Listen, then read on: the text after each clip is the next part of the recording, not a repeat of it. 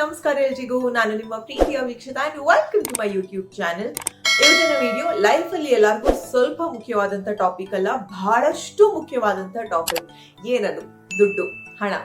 So ಹಾಗಾಗಿ ಇವತ್ತಿನ ವಿಡಿಯೋದಲ್ಲಿ ನಾನು ನಿಮ್ಮ ಮೋಸ್ಟ್ ಕ್ಯೂರಿಯಸ್ ಕ್ವೆಶ್ಚನ್ಸ್ಗೆ ಉತ್ತರ ಕೊಡ್ತಾ ಇದ್ದೀನಿ. ನನ್ನ ಸ್ಯಾಲ್ರಿ ಎಷ್ಟಾಗಿತ್ತು, ನಾನು ಯಾವ ರೀತಿ ಸೇವ್ ಮಾಡ್ತಾ ಇದ್ದೆ, ಸ್ಟೂಡೆಂಟ್ಸ್ಗೆ ಯಾವ ರೀತಿ ಸೇವ್ ಮಾಡ್ಬೋದು, ಹೌಸ್ ವೈಫ್ ಇವರಿಗೆ ಯಾವ ರೀತಿ ಸೇವ್ ಮಾಡ್ಬೋದು, ಇದೆಲ್ಲ ಚಿಕ್ಕ ಪುಟ್ಟ ಟಿಪ್ಸ್ ನನ್ನ ಪರ್ಸನಲ್ ಎಕ್ಸ್ಪೀರಿಯನ್ಸ್ ಮೇಲೆ ನಿಮಗೆ ತಿಳಿಸ್ಕೊಡ್ತಾ ಇದ್ದೀನಿ. ಸೊ ತಡ ಮಾಡದೆ ಈ ಒಂದು ವಿಡಿಯೋನ ಶುರು ಮಾಡೋಣ. ಸೊ ಮೊದಲನೆಯ ಪ್ರಶ್ನೆ, ನಿಮ್ಮ ಫಸ್ಟ್ ಸ್ಯಾಲ್ರಿ ಎಷ್ಟಾಗಿತ್ತು ಅಂಡ್ ಹೇಗೆ ಸ್ಪೆಂಡ್ ಮಾಡಿದ್ರಿ ಅಂತ. ನನ್ನ ಫಸ್ಟ್ ಸ್ಯಾಲರಿ ಬಂದ್ಬಿಟ್ಟು 2013 ಅಲ್ಲಿ ಬಂದಿತ್ತು. ಅವಾಗ ನಾನು ಫಸ್ಟ್ ಇಯರ್ ಬ್ಯಾಚುಲರ್ಸ್ ಅಲ್ಲಿ ಇದ್ದೆ. ಸೊ ಟಿವಿ ಹೋಸ್ಟಿಂಗಿಗೆ ಆಪರ್ಚುನಿಟಿ ಸಿಗ್ತಾ ಇತ್ತು. ಆ ಟೈಮ್ನಲ್ಲಿ ನನಗೆ ಒಂದು ಎಪಿಸೋಡ್ಗೆ 250 ರೂಪೀಸ್ ಕೊಟ್ಟಿದ್ರು. ಯಾಕಂದ್ರೆ ನಾನು ಇನ್ನ ಬಿಗಿನರ್ ಅಲ್ವಾ. ಸೊ 4 ವಿಡಿಯೋ ಮಾಡಿದ್ದೆ ಒಂದ್ ತಿಂಗಳಲ್ಲಿ. 250 × 4 ಎಷ್ಟಾಗುತ್ತೆ? 1000. ಸೊ 1000 ರೂಪೀಸ್ ನನ್ನ ಫಸ್ಟ್ ಸ್ಯಾಲ್ರಿ ಆಗಿತ್ತು.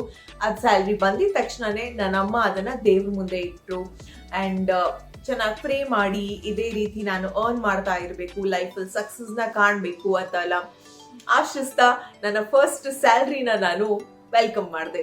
ಸೊ 1000 ರೂಪೀಸ್ನಲ್ಲಿ ನಾನು ಏನು ಮಾಡಿದೆ, ನಾನು ಅಮ್ಮನ ಹತ್ರ ಚೆಕ್ ಮಾಡಿದೆ ನಾನು ಏನು ಮಾಡಿರ್ಬೋದು ಅಂತ. ಬಿಕಾಸ್ ನನಗೆ ಅಷ್ಟೊಂದು ನೆನಪಿಲ್ಲ. ಅವ್ರು ಹೇಳಿದ್ದು ಅದರಲ್ಲಿ 700 ರೂಪೀಸ್ ಅವ್ರಿಗೆ ಕೊಟ್ಟಿದ್ದಂತೆ. ನಾನು ಇನ್ನು 300 ರೂಪೀಸ್ ನನ್ನ ಪರ್ಸನಲ್ ಖರ್ಚಿಗೆ ಏನಾದರೂ ಬೇಕಾಗತ್ತೆ ಅಂತ ಇಟ್ಕೊಂಡಿದ್ದಂತೆ. ಇದಾದ್ಮೇಲೆ ಟಿವಿ ಚಾನಲ್ ಅಲ್ಲಿ ವರ್ಕ್ ಮಾಡ್ತಾ ಮಾಡ್ತಾ ನನ್ನ ಗ್ರೋತ್ ಚೆನ್ನಾಗಾಯ್ತು. ಸೊ 1000 ರೂಪೀಸ್ ಅಲ್ಲಿ ಇದ್ದ ಸ್ಯಾಲ್ರಿ ಹೋಗ್ತಾ ಹೋಗ್ತಾ 3000 to 7500 ತನಕನೂ ಬರ್ತಾ ಇತ್ತು. ಸೊ ಕಾಲೇಜ್ ಟೈಮಲ್ಲಿ ಇಷ್ಟೊಂದು ಸ್ಯಾಲ್ರಿ ಬರೋದು ನನಗೆ ತುಂಬಾ ದೊಡ್ಡ ವಿಚಾರನೇ ಆಗಿತ್ತು. ಅಂಡ್ ಇದೆಲ್ಲ ನನ್ನ ಪರ್ಸನಲ್ ಎಕ್ಸ್ಪೆನ್ಸಸ್ಗೆ ತುಂಬಾನೇ ಸಾಕಾಗ್ತಿತ್ತು. ಹೋಗ್ತಾ ಹೋಗ್ತಾ ಜಾಸ್ತಿ ಸ್ಯಾಲ್ರಿ ಆದಾಗ ಆ ದುಡ್ಡನ್ನ ಏನ್ ಮಾಡಿರ್ಬೋದು ನಾನು ಅದನ್ನ ಹೇಳ್ತೀನಿ. ಬಟ್ ನೆಕ್ಸ್ಟ್ ಪ್ರಶ್ನೆ ಏನು ಅಂತ ನೋಡೋಣ. ಸೆಕೆಂಡ್ ಕ್ವೆಶ್ಚನ್, ಹೆಲೋ ಸಿಸ್ಟರ್, ನಾನು ಕಲಿತಾ ಇದ್ದೀನಿ. ನನ್ನ ಪೇರೆಂಟ್ಸ್ ಇವಾಗ ನನಗೆ ಪಾಕೆಟ್ ಮನಿ ಕೊಡ್ತಾ ಇದ್ದಾರೆ. Please tell me how to save ಅಂತ. Good question. ಸೊ ನಾನು PUC ಲೆವೆಲ್ ಅಲ್ಲಿ ಅಂದ್ರೆ 11th and 12th ಹೋಗ್ತಾ ಇರ್ಬೇಕಾದ್ರೆ ನಮ್ಮ ಮನೆಯಿಂದ ಕಾಲೇಜ್ ಜಾಸ್ತಿ ದೂರ ಇರಲಿಲ್ಲ, ಒಂದು ಸ್ವಲ್ಪನೇ ದೂರ ಆಯ್ತು. ಸೊ ನನ್ನ ಡ್ಯಾಡಿ ನನಗೆ ಪ್ರತಿದಿನ 50 ರೂಪೀಸ್ ಕೊಡೋರು. ಅಪ್ಪ ಅಮ್ಮ ಯಾರಾದ್ರೂ ಒಬ್ರು 50 ರೂಪೀಸ್ ಕೊಡೋರು ನನಗೆ. ಸೊ ಆ 50 ರೂಪೀಸ್ ಅಲ್ಲಿ ನಾನು ಏನ್ ಮಾಡ್ತಾ ಇದ್ದೆ, ಬಸ್ ಖರ್ಚು 4 ರಿಂದ 5 ರೂಪಾಯಿ ಆಗ್ತಾ ಇತ್ತೇನೋ ಮ್ಯಾಕ್ಸಿಮಮ್. ಊಟನು ಲಂಚ್ ಆಲ್ಮೋಸ್ಟ್ ಪ್ರತಿದಿನ ತಗೊಂಡ್ ಹೋಗ್ತಾ ಇದೆ. ಅಪರೂಪಕ್ಕೆ ಹೊರಗಡೆ ಏನಾದ್ರೂ ತಿಂತಾ ಇದೆ. ಸೊ 50 ರೂಪಾಯಿಲಿ ಯೋಚನೆ ಮಾಡಿ, ಬಸ್ ಪಾಸ್ ಬೇರೆ ಇರ್ತಾ ಇತ್ತು. ಆದ್ರೆ ಎಷ್ಟು ಸೇವ್ ಆಗಿರ್ಬೋದು.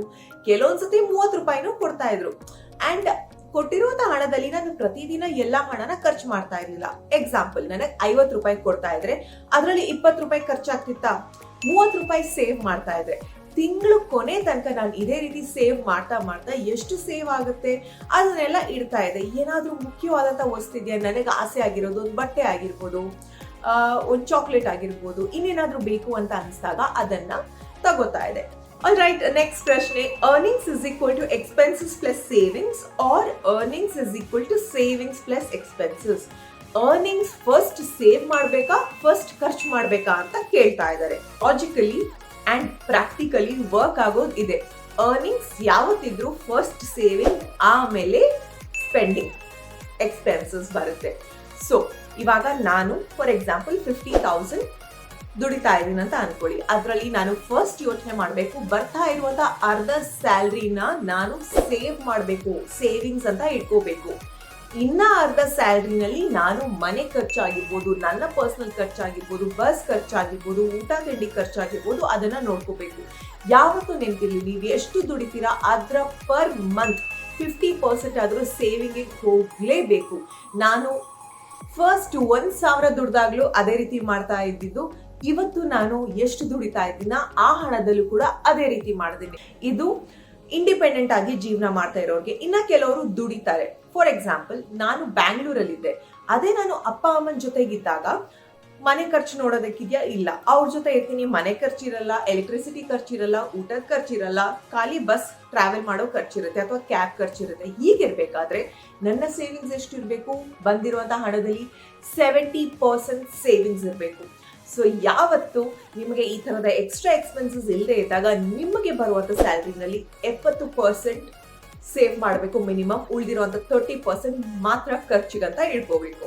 ಇದು ಎಲ್ಲಾ ಸ್ಟೂಡೆಂಟ್ಸ್ಗೆ ತುಂಬಾನೇ ಯೂಸ್ಫುಲ್ ಆಗಿರುವಂತ question. How to earn money as a student ಆಗಿರ್ಬೇಕಾದ್ರೆ ಯಾವ ರೀತಿ ನಾವು ಅರ್ನ್ ಮಾಡ್ಬೋದು ಅಂತ. ಇದಕ್ಕೆ ನಾನು ಆಕ್ಚುಲಿ ಸಾಕಷ್ಟು ಪಾಯಿಂಟ್ಸ್ ನ ಬರ್ದಿಟ್ಟಿದ್ದೀನಿ. Cafe, restaurant, cyber, medical store, general store, ಈ ತರದ ಸ್ಟೋರ್ಸ್ ಗಳಲ್ಲಿ ಕೆಲಸ ಮಾಡಿ, ಪಾರ್ಟ್ ಟೈಮ್ ಆಗಿ ಕೆಲಸ ಮಾಡಿ, ನಿಮಗೆ ಒಂದ್ ಸ್ವಲ್ಪ ಆದ್ರೂ ಸಂಬಳ ಬರುತ್ತೆ. ನಿಮ್ಮ ಪರ್ಸನಲ್ ಎಕ್ಸ್ಪೆನ್ಸಸ್ಗೆ ಇದು ಆಗತ್ತೆ ಅಲ್ವಾ. ಇನ್ನು ಮನೆಯಲ್ಲೇ ಕೂತು ನನಗೆ ಕೆಲಸ ಮಾಡಬೇಕು, ಹೊರಗಡೆ ಹೋಗಿ ಕೆಲಸ ಮಾಡೋದಕ್ಕಾಗಲ್ಲ ಅಂದ್ರೆ ಯಾವ ರೀತಿಗಳ ಕೆಲಸ ಮಾಡ್ಬೋದು? ಸಬ್ ಟೈಟಲ್ಸ್ ಮಾಡ್ಬೋದು, ಟ್ರಾನ್ಸ್ಕ್ರಿಪ್ಷನ್ ಮಾಡ್ಬೋದು, ಟ್ರಾನ್ಸ್ಲೇಷನ್ ಜಾಬ್ ಇದೆ, and work from home, Meesho, shop 101 ಈ ತರ ಪ್ಲಾಟ್ಫಾರ್ಮ್ ಮೂಲಕ ನೀವು ಅರ್ನಿಂಗ್ಸ್ ಮಾಡ್ಬೋದು. ಅಥವಾ ವಿಡಿಯೋಗ್ರಾಫಿಲಿ ಚೆನ್ನಾಗಿದ್ದೀರಾ, ಎಡಿಟಿಂಗ್ ಅಲ್ಲಿ ಚೆನ್ನಾಗಿದ್ದೀರಾ, ಫೋಟೋಗ್ರಾಫಿ ಸ್ಕಿಲ್ಸ್ ಇದೆಯಾ, ಇವೆಂಟ್ ಮ್ಯಾನೇಜ್ಮೆಂಟ್ ಸ್ಕಿಲ್ಸ್ ಇದೆಯಾ, ಈ ತರದ ಕೆಲಸಗಳು ಮಾಡಬಹುದು. ನಾನು ಹೋಸ್ಟಿಂಗ್ ಮಾಡ್ತಾ ಇದ್ದೆ ಬಿಕಾಸ್ ಅದು ನನ್ನ ಪ್ಯಾಷನ್ ಆಗಿತ್ತು. ನಿಮಗೆ ಹೋಸ್ಟಿಂಗ್ ಮಾಡಬೇಕು ಅಂತ ಅನ್ಸಿದ್ರೆ ಹೋಸ್ಟಿಂಗ್ ಕೂಡ ಮಾಡಬಹುದು.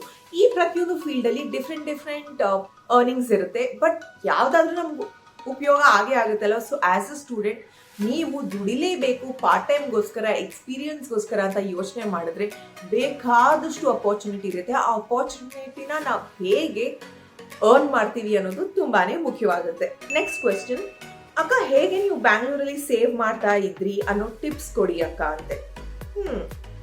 ಬನ್ನಿ ತಿಳಿಸ್ತೀನಿ. ನನ್ನ ಪರ್ಸನಲ್ ಎಕ್ಸ್ಪೀರಿಯನ್ಸ್ ಮುಖಾಂತರ ಹೇಳ್ಬೇಕು ಅಂದ್ರೆ, ನಾನು ಬ್ಯಾಂಗ್ಳೂರಲ್ಲಿ ವರ್ಕ್ ಮಾಡಿದ್ದೆ 2 ವರ್ಷ. ಈ 2 ವರ್ಷದಲ್ಲಿ ಸಾಕಷ್ಟು ಅನುಭವಗಳು ಆಗಿತ್ತು. ಶುರು ಮಾಡಿದ್ದು ನಾನು 30,000 ಸ್ಯಾಲರಿಯಲ್ಲಿ. ಈ 30,000 ಸ್ಯಾಲರಿನಲ್ಲಿ ನಾನು ಆವಾಗಲೇ ಹೇಳ್ದಾಗ್ಲೇ 15,000 ನನ್ನ ಮಮ್ಮಿ ಅಕೌಂಟ್ಗೆ ಹಾಕ್ತಾ ಇದ್ದೆ. ಬಿಕಾಸ್ ನನಗೆ ಗೊತ್ತಿತ್ತು ಆ 15,000 ನನ್ನ ಅಕೌಂಟಿಗೆ ಹೋಗ್ತಾ ಇದ್ರೆ ನಾನು ಯಾವ್ದಕ್ಕಾದ್ರೂ ಒಂದ್ ಸ್ವಲ್ಪ ಖರ್ಚು ಮಾಡ್ತಾನೆ ಇದ್ದೆ ಅಂತ ಅಲ್ವಾ. ಸೊ ಹಾಗಾಗಿ ಡೈರೆಕ್ಟ್ ಆಗಿ ಅವ್ರ ಅಕೌಂಟ್ಗೆ. ಇನ್ನ 15,000 ನಲ್ಲಿ ಏನ್ ಮಾಡ್ತಾ ಇದ್ದೆ ಅಂದ್ರೆ, ನಾನು ನನ್ನ ಆಂಟಿ ಜೊತೆ ಇದ್ನಲ್ವಾ, ಸೊ ಮೇ ಬಿ ಅವ್ರಿಗೇನಾದ್ರೂ ಕೊಡೋದಾಗಿರ್ಬೋದು, ಅಥವಾ ಟ್ರಾವೆಲಿಂಗ್, ನನ್ನ ಮೆಟ್ರೋ ಎಕ್ಸ್ಪೆನ್ಸಸ್ ಆಗಿರ್ಬೋದು, ಕೆಲವೊಂದ್ಸತಿ ಅಪರೂಪಕ್ಕೆ ಹೊರಗಡೆ ತಿನ್ನೋದಾಗಿರ್ಬೋದು, ಇನ್ನ ಏನಾದ್ರೂ ಎಕ್ಸ್ಪೆನ್ಸಸ್ ಇದ್ರೆ ಅದಕ್ಕೆ ಖರ್ಚು ಮಾಡ್ತಾ ಇದ್ದೆ. ಆದ್ರೂ ಆ 15,000ದಲ್ಲಿ ತಿಂಗಳಿಗೆ ಫಿಕ್ಸ್ ಆಗಿ 5,000 ನನ್ನ ಅಕೌಂಟ್ ಅಲ್ಲಿ ಸೇವ್ ಮಾಡ್ತಾ ಇದೆ. ಅಂದ್ರೆ ನಾನು ಪರ್ ಮಂತ್ ಖರ್ಚು ಮಾಡ್ತಾ ಇದ್ದಿದ್ದು ಓನ್ಲಿ 10,000 ರುಪೀಸ್. ಅದು ಹೇಗೆ ಸಾಧ್ಯ ಆಯ್ತು ಅಂತ ಹೇಳ್ತೀನಿ. ನನಗೆ ಫೈನಾನ್ಷಿಯಲ್ ಸ್ಟೆಬಿಲಿಟಿ ಬೇಕಿತ್ತು, ನನಗೆ ಸೆಟಲ್ ಆಗೋದು ಲೈಫಲ್ಲಿ ತುಂಬಾನೇ ಮುಖ್ಯವಾಗಿತ್ತು. ಸೊ ಅದೆಲ್ಲ ಯೋಚನೆ ಇದ್ದಾಗ ನಾನು ಪಿಯರ್ ಪ್ರೆಷರಿಗೆ ಬೀಳ್ತಾ ಇರಲಿಲ್ಲ. ಸೊ ನಿಮ್ಮ ಫ್ರೆಂಡ್ ಸರ್ಕಲ್ ಆಗಿರ್ಬೋದು, ಆಫೀಸ್ ಕಲೀಗ್ಸ್ ಆಗಿರ್ಬೋದು, ಎಲ್ಲರೂ ಪಾರ್ಟಿ ಮಾಡ್ತಾರೆ, ಹೊರಗಡೆ ಹೋಗಿ ಜಾಸ್ತಿ ತಿಂತಾರೆ, ಎಂಜಾಯ್ ಮಾಡ್ತಾರೆ. ಪ್ರತಿಯೊಬ್ರು ಲೈಫ್ ಸ್ಟೈಲ್ ಬೇರೆ ರೀತಿನಲ್ಲಿ ಆಗಿರುತ್ತೆ. ಸೊ ಇನ್ನೊಬ್ರನ್ನ ನೋಡಿ ನಾವು ಪಿಯರ್ ಪ್ರೆಷರ್ಗೆ ಬೀಳಬಾರ್ದು. ಅವ್ರ ಲೈಫ್ ಆ ರೀತಿ ಇದೆ, ನಾನು ಆ ರೀತಿ ಎಂಜಾಯ್ ಮಾಡಬೇಕು. ನೋ, ನಿಮ್ಮ ಲೈಫಲ್ಲಿ ಎಷ್ಟು ದುಡ್ಡಿದೆ, ಯಾವ ರೀತಿ ಇರ್ತೀರಾ, ಅದ್ರ ಮೇಲೆ ನೀವು ಖರ್ಚು ಮಾಡಬೇಕು. ಸೊ ನಾನೇನ್ ಮಾಡ್ತಾ ಇದ್ದೆ, ಪ್ರತಿದಿನ ಆಂಟಿ ನನಗೆ ಲಂಚ್ ಬಾಕ್ಸ್ ಕೊಡ್ತಾ ಇದ್ದಾರೆ, ಅದನ್ನೇ ತಿಂತಾ ಇದೆ. ಅಂಡ್ ಆಫೀಸ್ಗೆ ಹೋಗ್ಬೇಕಾದ್ರೆ ತುಂಬಾ ಜನರು, ಆಲ್ಮೋಸ್ಟ್ 90% ಜನ ಲಂಚ್ ಬಾಕ್ಸ್ ನ ತಂದೆ ತರ್ತಾರೆ. Because every day eating outside is not healthy ಅಲ್ವಾ. ಸೊ ಲಂಚ್ ಬಾಕ್ಸ್ ತಗೊಂಡು ಹೋಗ್ತಾ ಇದೆ. ಮೆಟ್ರೋ ಪಾಸ್ ಇತ್ತು. ಸೊ ಬೇಸಿಕ್ ಎಕ್ಸ್ಪೆನ್ಸಸ್ ಕವರ್ ಆಯ್ತಾ. ನಾನು ಹೊರಗಡೆ ತಿನ್ನೋದನ್ನ ಅವಾಯ್ಡ್ ಮಾಡ್ತಾ ಇದ್ದೆ. ಅದನ್ನ ಅವಾಯ್ಡ್ ಮಾಡಿಬಿಟ್ಟು ಅದರಲ್ಲಿ ಸೇವ್ ಮಾಡ್ತಾ ಇದ್ದಂತ ಹಣನ ನನಗೇನು ತುಂಬಾನೇ ಇಷ್ಟ, ಶಾಪಿಂಗ್ ಮಾಡ್ತಾ ಇದೆ. ಸೊ ಈ ರೀತಿ ನೀವು ಯೋಚನೆ ಮಾಡಬೇಕು. ಸೊ ಈ ತರ ನೀವು ನಿಮ್ಮ time management and mind skills ಇಂದ ಸೇವಿಂಗ್ಸ್ ನ ಖಂಡಿತವಾಗ್ಲೂ ಮಾಡ್ಬೋದು. ಹಾಗೇನೆ ಸ್ವಲ್ಪ ಕಷ್ಟ ಪಡ್ಬೇಕಾಗತ್ತೆ. ಸೇವಿಂಗ್ ಮಾಡ್ಬೇಕಂದ್ರೆ ಪ್ರತಿದಿನ ಕ್ಯಾಬಲ್ ಹೋಗೋ ಬದಲು ಮೆಟ್ರೋದಲ್ಲಿ ಹೋದ್ರೆ ಎಷ್ಟು ಉಳಿತಾಯ ಆಗುತ್ತೆ.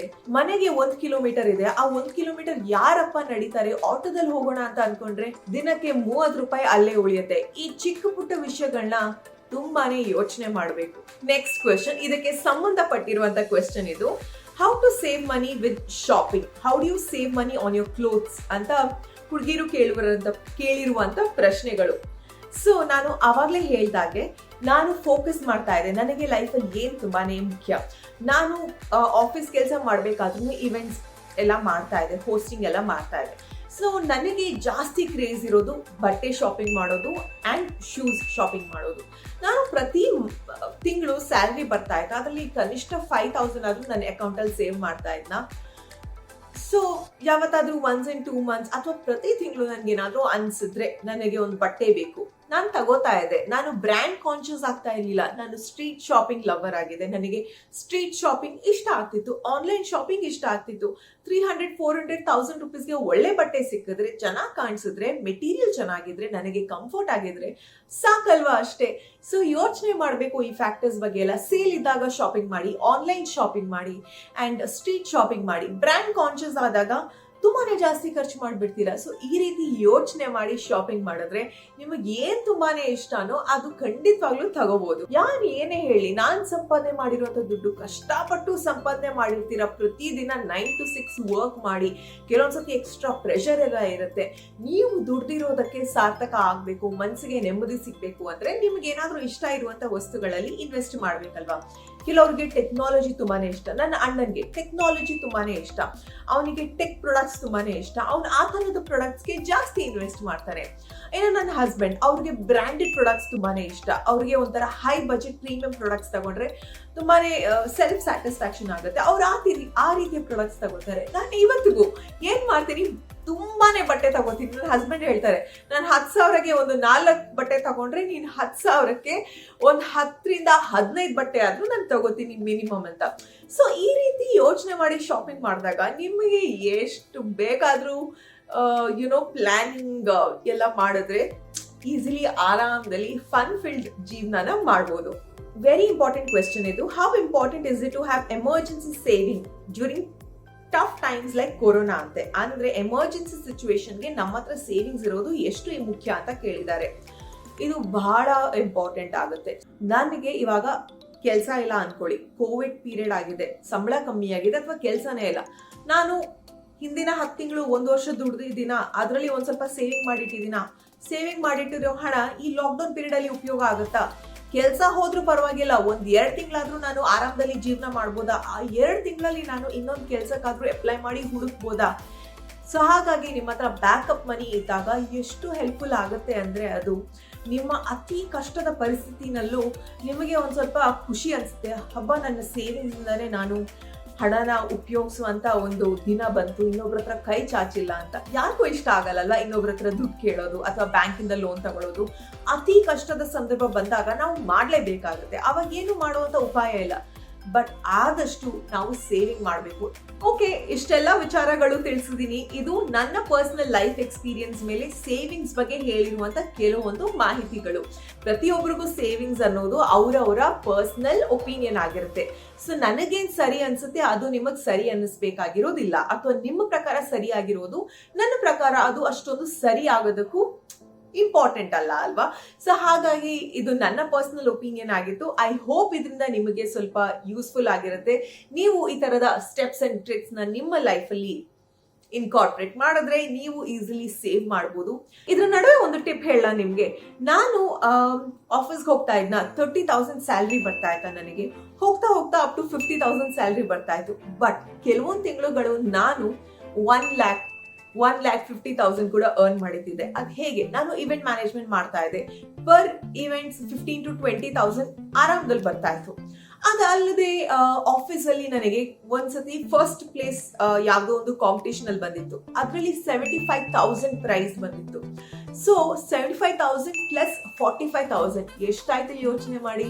ಅದಕ್ಕೂ ಸೇರಿಸಿ ಪ್ಲಸ್ 15,000 to 20,000 ನನ್ನ ಇವೆಂಟ್ ಮ್ಯಾನೇಜ್ಮೆಂಟ್ ದುಡ್ಡು ಎಷ್ಟಾಯ್ತು ಯೋಚನೆ ಮಾಡಿ. ಎಸ್, ನೀವು ಈ ತರ ಆಫೀಸ್ಗೆ ಹೋಗ್ತಾ ಇರೋರಾಗಿದ್ರೆ ಬೇರೆ ಪಾರ್ಟ್ ಟೈಮ್ ಕೆಲಸ ಆಗಿರ್ಬೋದು, ಆಫೀಸ್ ಅಲ್ಲಿ ಏನಾದ್ರೂ ಸ್ಪೆಷಲ್ ಕಾಂಪಿಟೇಷನ್ಸ್ ಅಲ್ಲೆಲ್ಲ ಪಾರ್ಟಿಸಿಪೇಟ್ ಮಾಡಿದ್ರೆ ಈ ತರ ಎಕ್ಸ್ಟ್ರಾ ಸ್ಯಾಲರೀಸ್ ನಿಮ್ಗೂ ಬರುವಂತ ಅವಕಾಶ ಇರುತ್ತೆ. ಐ ರಿಯಲಿ ಹೋಪ್ ಇವತ್ತಿನ ವಿಡಿಯೋ ತುಂಬಾನೇ ಇನ್ಫಾರ್ಮೇಟಿವ್ ಆಗಿತ್ತು, ನಿಮಗೆ ಹೆಲ್ಪ್ಫುಲ್ ಆಗಿತ್ತು. ಅಂಡ್ ನಿಮಗೆ ಇದರಿಂದ ಹೆಲ್ಪ್ ಆಗಿದ್ರೆ ನನ್ನ ಖುಷಿ ಕೊಡುತ್ತೆ. ಬಿಕಾಸ್ ನನ್ನ ಕರ್ತವ್ಯ ಅದೇ ಅಲ್ವಾ, ಎದುರುಗಡೆ ಬಂದು ನಿಮ್ಮನ್ನ ನಗ್ಸೋದು, ನಿಮಗೆ ಖುಷಿ ಪಡಿಸೋದು, ಏನಾದ್ರೂ ಹೊಸ ವಿಚಾರದ ಬಗ್ಗೆ ತಿಳಿಸ್ಕೊಡೋದು. ವಿಡಿಯೋ ಇಷ್ಟವಾದಲ್ಲಿ hit like, share and subscribe and ಜಾಸ್ತಿ ಜನರ ಜೊತೆ ತಪ್ಪದೆ ಶೇರ್ ಮಾಡಿ. ಓಕೆನಾ? Lots of love. ಪ್ರೀತಿ ಸದಾ ಹೀಗೆ ಇರಲಿ. ನಿಮ್ಮ ಕನ್ನಡತಿಯನ್ನ ಸದಾ ಇದೇ ರೀತಿ ಪ್ರೋತ್ಸಾಹಿಸಿ. Bye.